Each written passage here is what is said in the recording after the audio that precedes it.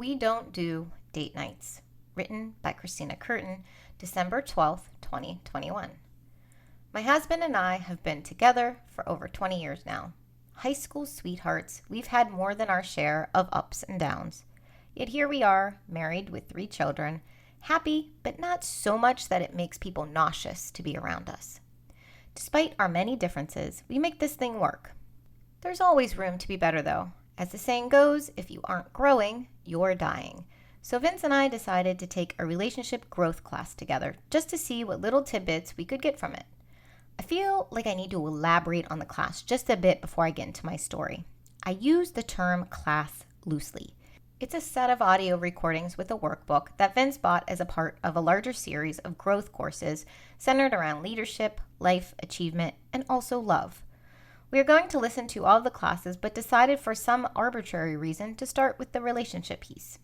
The class itself is a little obnoxious so far. The husband and wife are amazing leaders and speakers, but throughout the recording, they refer to each other as my lover, my baby, and I can't help but cringe at that shit. I'm working on my gag reflex to those mushy words, but once you get past the lover language, there's some good nuggets of advice. Which leads me to this key tenet they stress in their class. Put your partner first. Hold up, no. I have 3 kids. My babies are first, 100%. Their needs are above Vince's. If we were playing the good son test, you bet I'd be letting go of his hand first.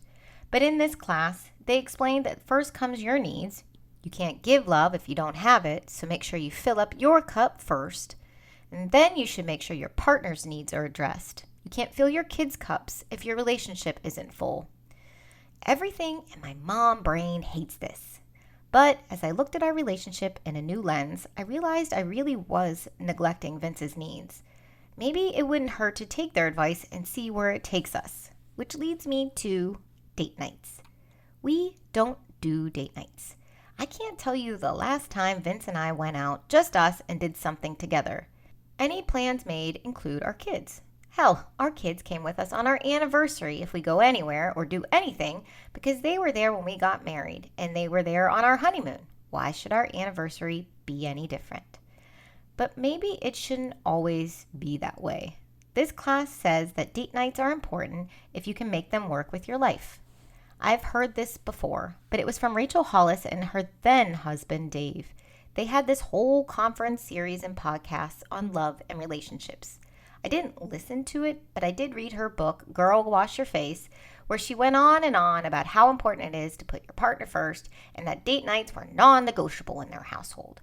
They had weekly date nights no matter what. But then, guess what?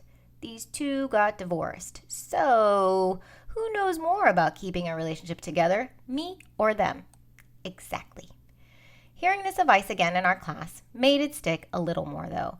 Maybe we should try date nights. Not every week, but maybe once a month. It wouldn't hurt, and it would give us a chance to try some activities in our area that we haven't been able to get to because they aren't for kids. Despite protests from Scarlett, she didn't want us to leave and said, "I love you and don't die," at least 3 times before we walked out the door. We left for our first inaugural date night. It included dinner and axe throwing. Vince channeled his Viking heritage and honestly impressed me with his skills. It's kind of disgusting how he can just excel at sports shit without even trying. He beat me at every game we played, and I managed not to injure myself or anyone around us. A win! We talked, and not just about the kids, made fun of each other, got a free glass of wine at dinner, and overall, just had a nice time. After we got home that night and I was getting ready to lay down to go to bed, I thought to myself that we don't need date nights, but the date night did help me remember that deep down, Vince and I have a connection that is unique. I don't want to say we are soulmates because that's not right, but there's just something there. Not soulmates, but some string of permanence and realness that connects us. We fight, yell, bicker, disagree about so many things, and get on each other's motherfucking nerves. But when you strip it all down, we are 2 beings of energy that gravitate towards one another despite our differences. Something is there that connects us together. You can't put the same sides of a magnet together. You need the opposite ends to connect. That's kind of like us. Opposite ends that are pulled together because that's just the way the universe intends it to be. We don't need date nights. We can keep this connection without them, but date nights are good when we can fit them in. They will be negotiable. Sorry, Rachel and Dave Hollis. Life happens, kids need us, and we aren't going anywhere. If a date night needs to be rescheduled, it can be.